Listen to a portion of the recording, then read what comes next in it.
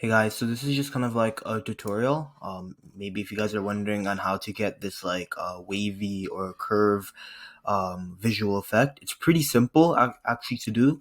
Um, but yeah, here's how you do it. So all you want to do is you want to go to this app. It's called ShapeDivider.app, and then over here you're gonna actually create your curve. All right. So you can mess around with the height and the width, figure out like what looks good depending on like your section below, right? Just figure it out, right? Once you're done, you can also change the color. So it really depends on the background color. So for example, in this case, the background color is white, and then it's transitioning into this tealish color. So I used white as the background color, as you can see in my CSS, right? It's white. But let me make this red so you guys can actually see the curve, right?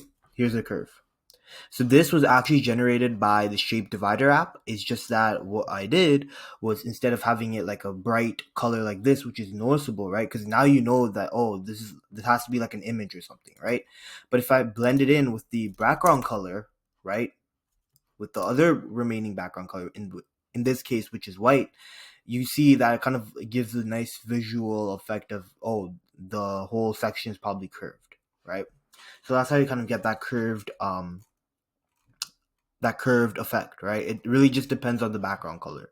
So I'm going to use this in this case, and I'm just going to make it black in this case, just so that I can show you, like the actual curve, and like it works in the project. But just change it to whatever color, background color that suits your needs. All right. And you can just do that. You can just do that over here. All right.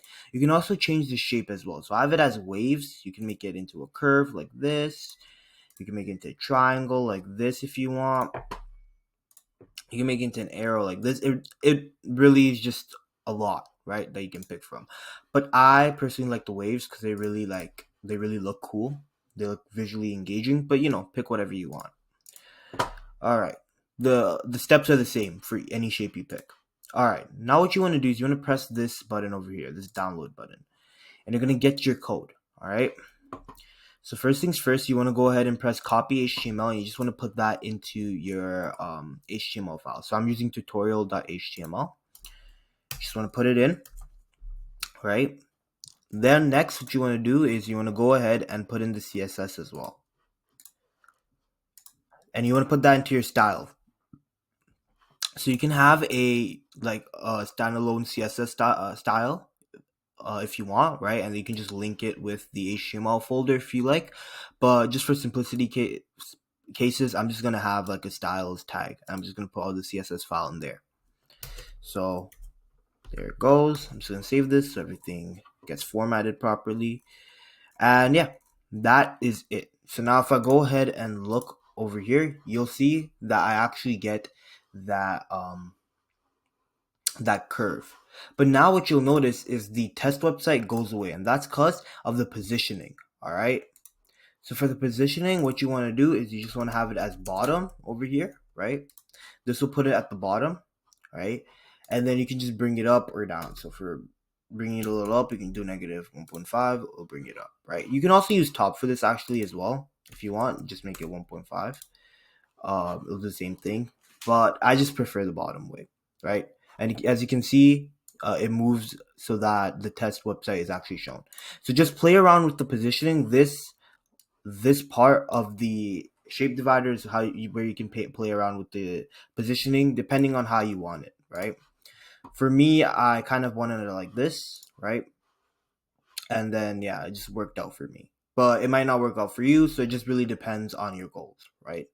Um, and like where the transition is, right? Because this curve is really good for adding like a transition into a new element. As you can see here, I go from the badges into an issue, right? Like the issue form. So I use the curve to add make it more visually engaging, right? So that's how you would do it basically. All right. And you can change the color in here as well, right? Like let's say you change your mind, you don't want it to be black. You can change your color over here, where in the shape slash fill class. So you just go here, you go to fill, and then you just change it over here, right? And it'll change the color. So like for example, let me make this red. right? And as you can see, it changes the color. All right, very, very simple to implement this. It's really just depends on, the hard part is not actually getting the curve. The hard part is actually figuring out where to put it so that it can give you like a view like this, right? And in this case, again, let me just go into my EcoQuest and just change this to red. You'll see that I kind of made it so it's exactly like this. It's just that it's a little bit smaller, right? But you see that, like, if I take this out, right? If I take out the